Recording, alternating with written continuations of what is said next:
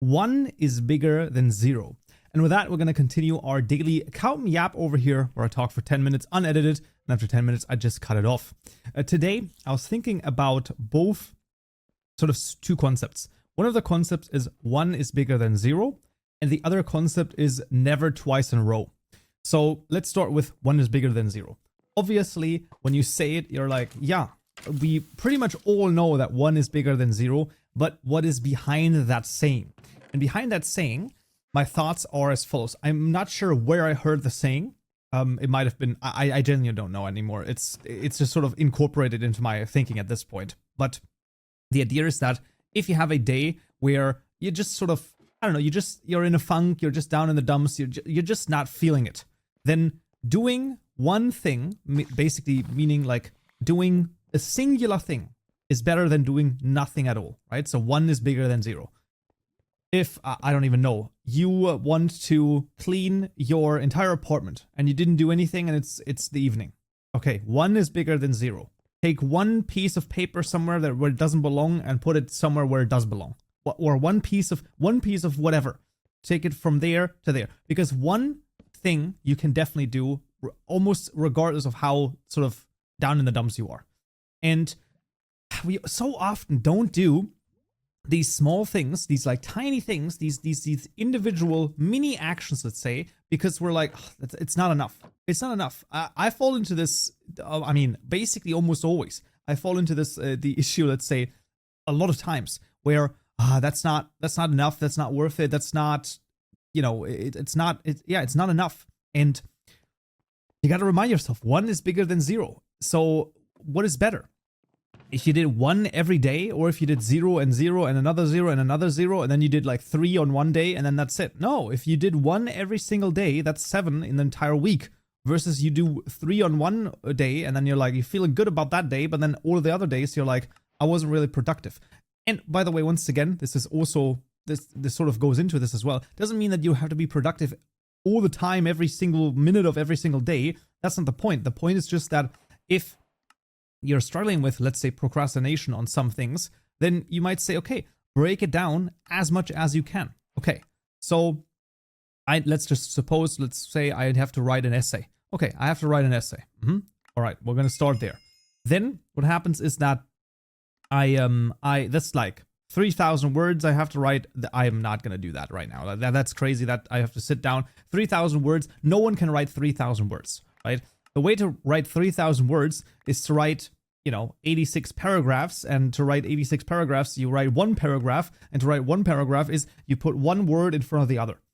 And usually it is easier to start just with one sentence or one word. And you can say once again, yeah, but like one sentence is like, what is that? It's not going to be, percentage-wise, it's not going to be anything of the frickin' essay, right? You can say, well, it's not good.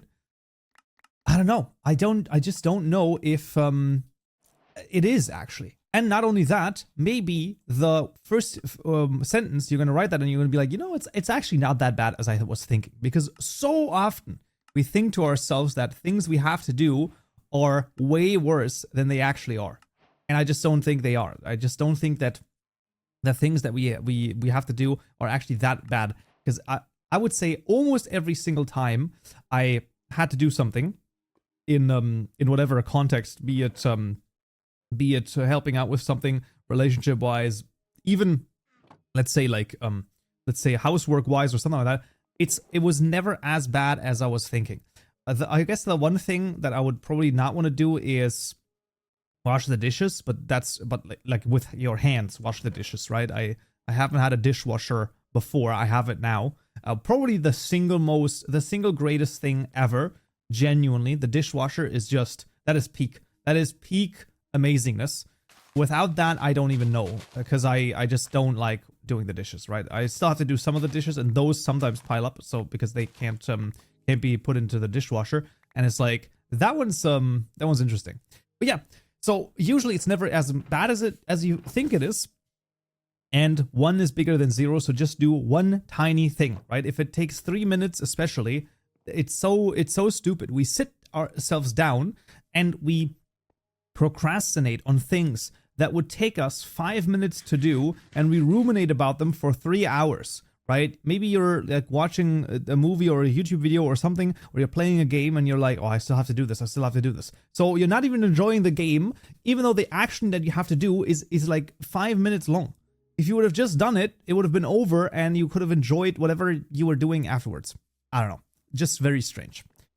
The idea of 1 is bigger than 0 is somewhat related to the idea of never twice in a row. And never twice in a row means that when you want to do something, when you want to be consistent in something, be it, let's say, I want to work out every day, right? Let's just say for the sake of argument, right? You want to, I don't know, take a walk every day. You want to take a, do some cardio every day, something like that. If that is one of your goals, then it is very possible that you will at some point miss one of those days. That's just going to happen because life gets in the way. Entropy is just there. It's just going to happen. Okay. Now that is fine. But what the sort of the axiom says, or the idea says, never twice in a row means you can miss one day, absolutely not an issue, and you should not fault yourself for it, and you should not feel bad about it. But don't do it another time. So basically, never twice in a row. If you miss one day, that can happen. Who knows what happened? You had a bad night's sleep. I don't even know. You had to do a presentation at work, whatever it might be. It could all happen. That you just have to miss that day because circumstances. Don't miss the next day. That's the idea, right? So make it so that when you miss a day, you say, I'm completely freeing myself of the guilt of that. I don't feel guilty about missing that day. What I will feel guilty about is any other day that I'm going to miss, or rather the next day. Right, so that's the one way you can, I don't want to say shame, but I guess shame could be the right word and emotion. But that's the one where you should be like, okay, I'm not going to miss that day. And in the end, if that means that you're only doing it every second day because you're like, oh, I can't do it twice in a row, but I can do it, every other day, then so be it. That would be totally fine. You would still increase the amount of stuff you were doing by, like when you think about it, basically like an infinite amount of percentage points when you think about it. Because, if you didn't do anything before, so if you go from a 0 to a 1, you're already increasing it by an infinite amount, right? Which you could say that's not quite right, but if you really think about it, it is kind of right. It's not 100% right, I know, but this is sometimes we put these things into terms that are not, I wouldn't say 100% accurate, but something like that. But yeah, those are the two things I was thinking about a little bit now, or just then. 1 is bigger than 0 and never twice in a row. This also comes into my mind because I was I still am a little bit on the struggling side when it comes to the to properly waking up, let's say. So it's a little bit of a weird one.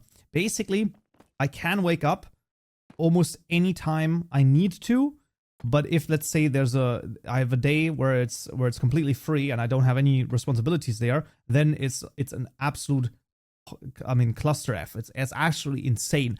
And I never understand this. In the morning, after waking up, or I wake up, I'm there.